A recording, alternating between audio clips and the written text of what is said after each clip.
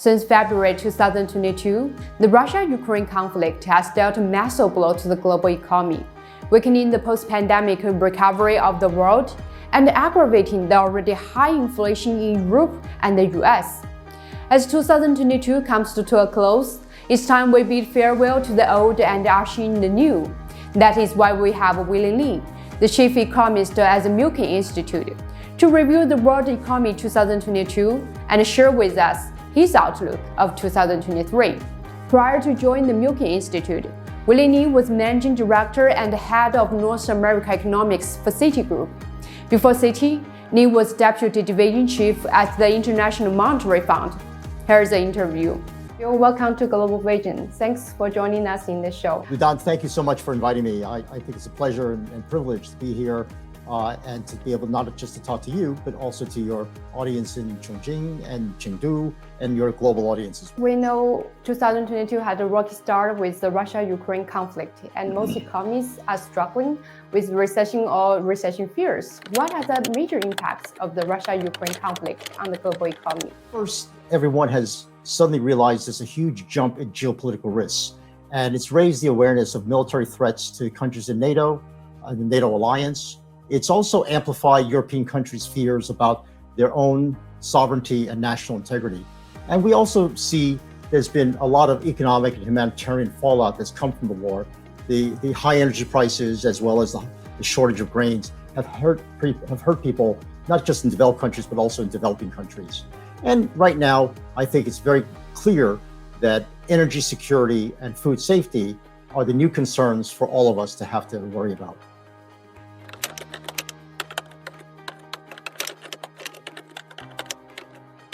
This weaponizing of energy has really a wide range of effects, not just on European countries, but on countries around the world.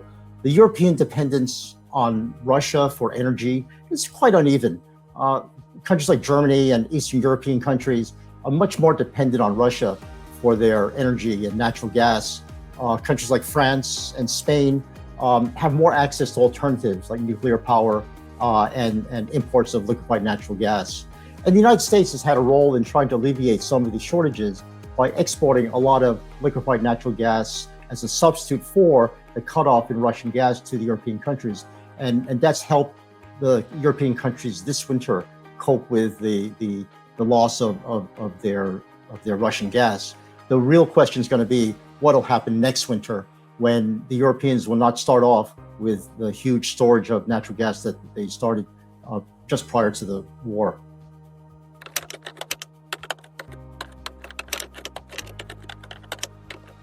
And central banks around the world started to raise interest rates fairly aggressively because inflation has become a global problem. Inflation is too high across the world, and what it means is that people are wanting to buy more goods and services than are available to them. A lot of goods and services have been cut back because of the shutdown in all of the countries because of COVID, but also because supply chains have been so terribly disrupted. And the raising of interest rates by the Fed and also European Central Bank and other central banks is one way of trying to limit the amount of spending that people do. And I think one of the things to keep in mind is that when the Fed raises interest rates, it not just cuts back on demand in the United States, but also has consequences for other countries in the rest of the world. For countries, especially in emerging markets, we find that their currencies are starting to depreciate, that they can buy less of global goods and services, energy, things that are denominated in dollars than they did before because the value of their currency is much less than before.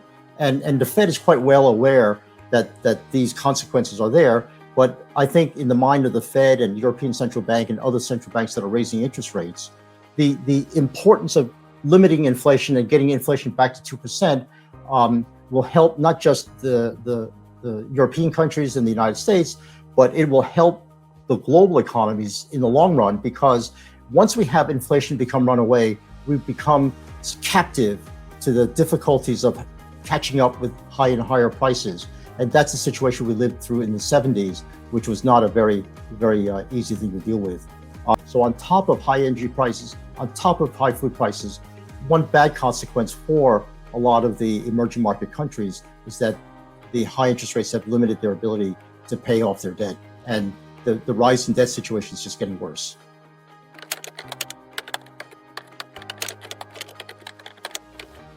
Well, they've been made things messier for some people, but not so much for others. For example, in China, the impact of the Fed's policies have been relatively small because, as I said, the transmission of how the Fed's high interest rates crosses borders is through interest rates and interest payments, but also through the exchange rate.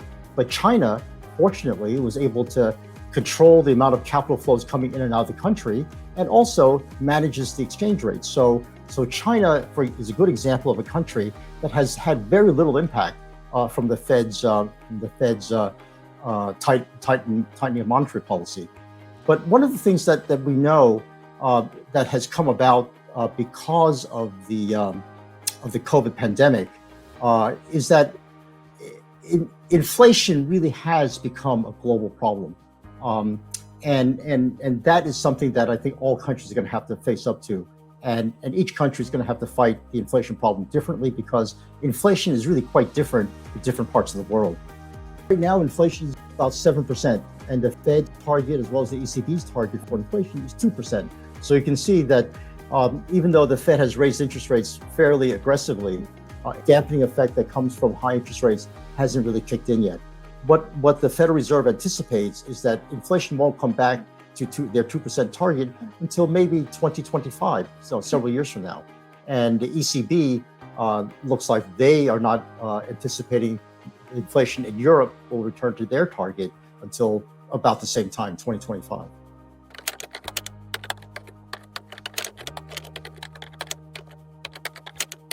The global economy is slowing down because of COVID and policies that have restricted activity and restricted economic commerce around the world has slowed the economy down.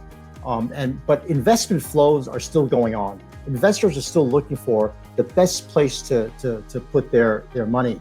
And right now, the US market is still one of the most attractive markets in the world, not just because the Fed has raised interest rates and giving a high rate of return to buying bonds, but the U.S. domestic market is huge and it's deep, and it's highly desirable for almost every foreign company to want to have a presence in the United States. By the way, that's the same reason why a lot of U.S. investors want to go to China, because China is the number 2 economy in the world, and China, for the same reason, is large, diverse, and deep.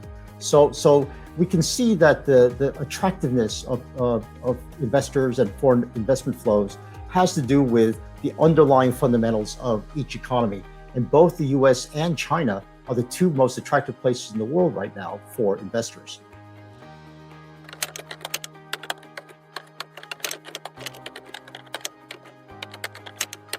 It was part of the European Union, and so it had a trade passport. It didn't have to pay the high tariffs that outside countries would have to pay to export goods into Europe and to import goods from Europe.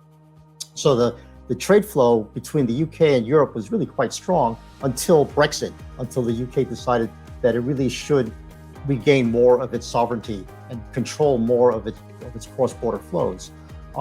Right now, as a consequence of the Ukraine-Russia conflict, energy prices have skyrocketed in Europe and in the UK. We see inflation now has reached somewhere on the order of about 11%. And that's slightly higher than what we see in Europe, which is about 10.7%. So I think the prospects for the UK for the next year or so is very dismal. It's suffering from not just slow growth and the stagnating economy that comes from COVID and difficulties with opening up after COVID, but also is suffering from extremely high inflation. So the stagflation type of environment, which people call it, has made policymaking very difficult. But in some ways, if you look at countries within Europe, there are individual countries that are even higher inflation rates, like the Netherlands and Italy and Belgium. So the UK, as difficult as they're finding the situation, is not the worst of all European countries, but certainly, as Jeremy Hunt said, there are huge challenges ahead for British policymakers.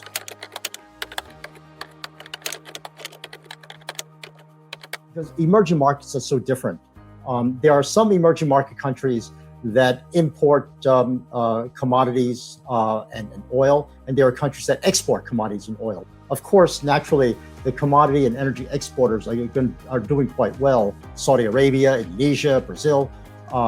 But the more heavily indebted, the countries that owe money to the rest of the world because they borrow so much, the countries that are energy importers, food importers, they're finding it very difficult to pay for these high price imports because not only are the prices themselves higher, but the value of their currencies have gone down. So these countries are having a very tough time trying to make ends meet. And the IMF and World Bank are trying their best to form support packages and to be able to support these countries in this tough period.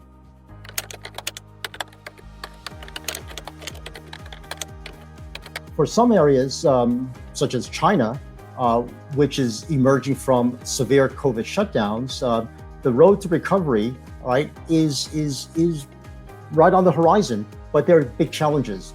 Policy, I think, that the Chinese have put together, especially as expressed in President Xi's latest speech after the work conference earlier this week, the policies that are directed toward putting the economy on a sustainable, stable recovery path without igniting inflation is the desired outcome. And China is going to do this by trying to emphasize the private sector, which is really a fantastic move, and that's exactly the right strategy to employ. Other areas, such as Europe, they're going to have to manage these very difficult strains on energy and food and other supply chain problems that have resulted from the war in Ukraine and between Ukraine and Russia. Meanwhile, in the United States and other Anglo-Saxon countries like Canada and Australia, the demand pull inflation that they're experiencing, that is most of the inflation is coming about because people are just spending way more than there's available supply of goods and services. And that's pushed up inflation to very unacceptable levels. And it's caused central banks in each of these countries to be aggressive in raising interest rates. And that is going to slow down growth fairly significantly next year. So it's a mixed picture. We have a fairly positive potential outlook for China. We have other areas that are going to have to manage a very difficult supply situation.